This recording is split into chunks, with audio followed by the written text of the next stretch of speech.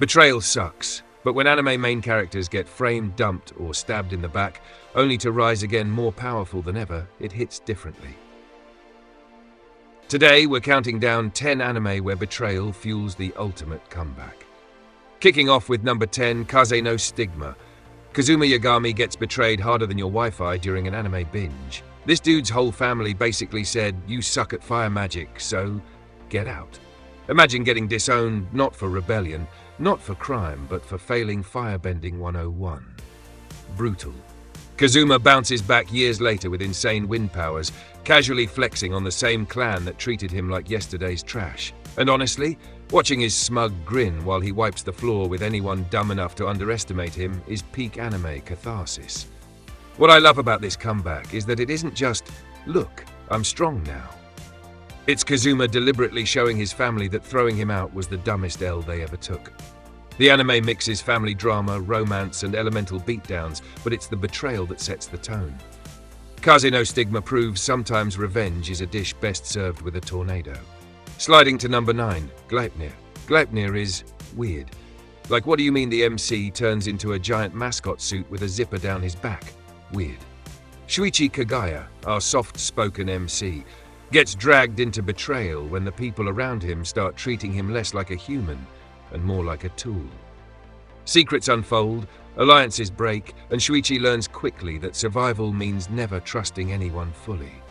His timid boy-next-door vibe fades as betrayal forces him into tough choices, pushing him toward becoming something way scarier than a costume mascot. And let's be real, seeing a goofy dog-suit character suddenly rip through enemies with brutal efficiency? Nightmare fuel in the best way. Gleipnir thrives on paranoia and shifting loyalties, and Shuichi's growth is the ultimate comeback. He starts as disposable and ends as terrifyingly indispensable. This show is part horror, part what the hell, and part reminder that betrayal sometimes forces you to unlock power you never asked for. Landing on number 8, Devilman Crybaby. This anime doesn't just have betrayal, it specializes in it. Akira Fudo, the kindest cinnamon roll of a boy, fuses with a demon to become Devilman, fighting to protect humanity. But here's the gut punch. His childhood friend Ryo? Snake-level betrayal. And I don't mean a small lie. I mean biblical, world-ending, apocalyptic betrayal. Ryo basically manipulates Akira, tears apart his world, and sets him up for tragedy. What makes Devilman Crybaby sting isn't just the betrayal itself, but how it weaponizes Akira's kindness against him. He becomes terrifyingly powerful, yes, but every fight, every loss feels heavier because betrayal is always lurking in the background. The art style is trippy, the soundtrack slaps, but it's the heartbreak that sticks with you.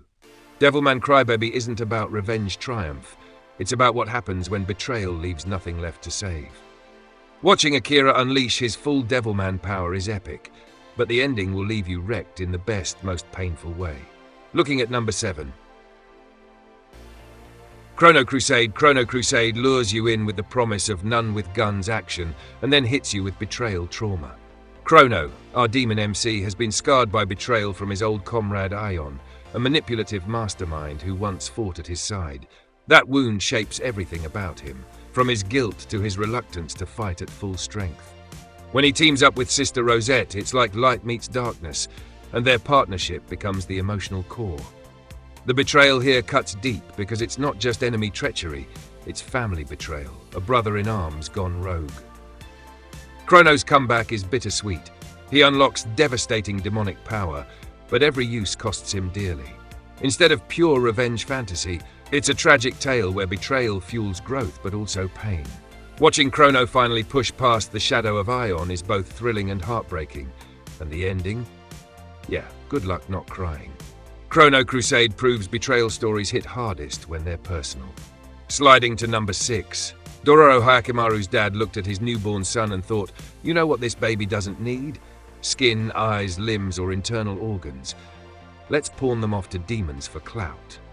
Peak betrayal parenting. Our boy Hyakimaru begins life literally hollow, betrayed before he could even cry. But instead of folding, he sets out to reclaim his body piece by slaying demons. Every victory restores something stolen, his voice, his sight, his humanity. The journey is equal parts cathartic and devastating, because Hyakimaru isn't just fighting monsters, he's fighting the legacy of a family that threw him away.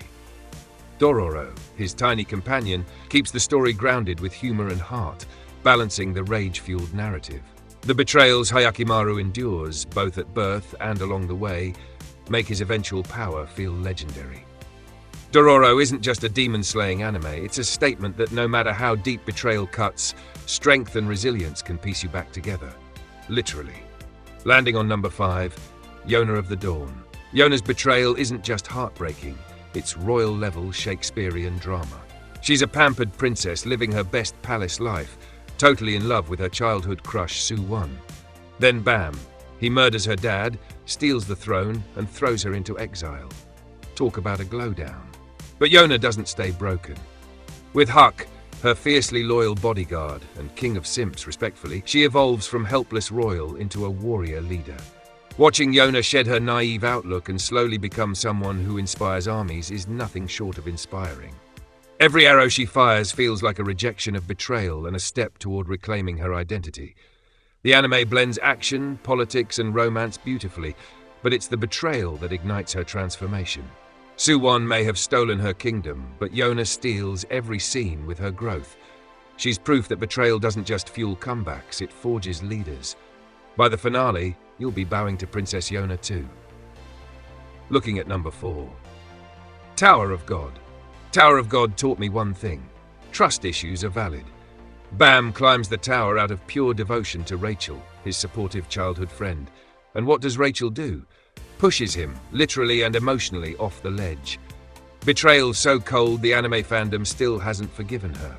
But here's the magic. Instead of breaking him, it turns Bam into something terrifying. His journey from clueless cinnamon roll to an irregular whose power terrifies the tower's rulers is legendary.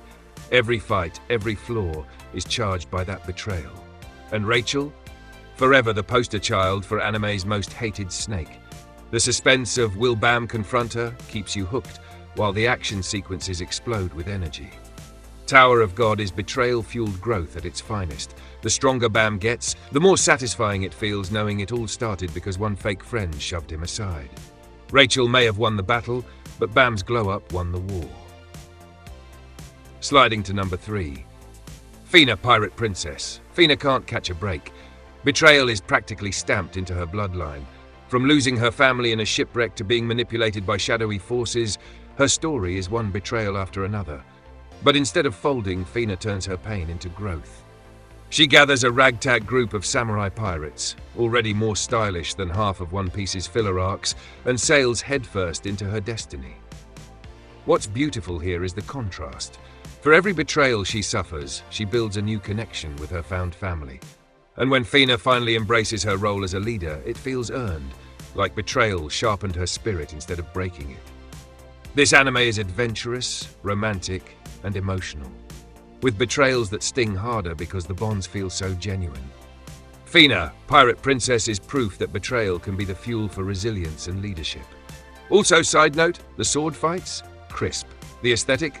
Gorgeous. This underrated gem deserves way more love. Landing on number 2, Zetsuen no Tempest, Blast of Tempest. If Shakespeare wrote anime, it'd look like Zetsuen no Tempest. Yoshino RMC is stuck in a whirlpool of betrayal, tragedy, and magical mayhem. His best friend Mahiro is obsessed with avenging his sister's death, and every revelation twists the knife deeper. Betrayals pile up, friends double-cross, enemies mislead, and no one is what they seem. What makes this anime pop is Yoshino himself. He's calm, clever, and endlessly strategic. Unlike hot-headed MCs, he doesn't swing his fists first. He plays mind games, manipulates the board, and turns betrayals into weapons.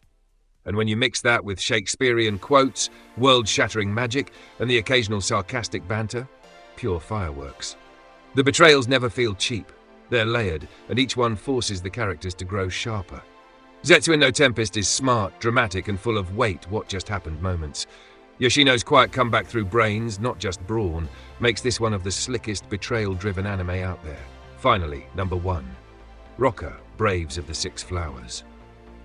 Rokka, Braves of the Six Flowers is literally built on betrayal. Adlet Mayer, self-proclaimed strongest man in the world, is chosen as one of 6 heroes destined to fight demons. But plot twist, 7 show up, which means someone's lying, and guess who gets framed? Yep, Adlet. Betrayal here isn't just one backstab, it's constant paranoia, accusations, and mistrust from the people meant to be his allies. It's like Among Us, but with swords, magic, and higher stakes. What makes Adlet shine is his persistence. Even when everyone turns on him, he refuses to fold. Instead, he uses wit, deception, and sheer stubbornness to prove he's not the traitor. His comeback isn't about overwhelming power, it's about outsmarting the system stacked against him. Watching him clear his name while still living up to strongest man energy is ridiculously satisfying. Rokka mixes betrayal, mystery, and high fantasy into a binge-worthy package that betrayal anime fans absolutely eat up. And that's a wrap. 10 anime where betrayal didn't end the main character, it made them legendary. Which betrayal scarred you the most? Was it Rachel's snake move, Suwon's throne theft, or Adlet's framing nightmare? Drop your takes in the comments, hit that like button, and subscribe for more anime breakdowns that keep the hype alive every week.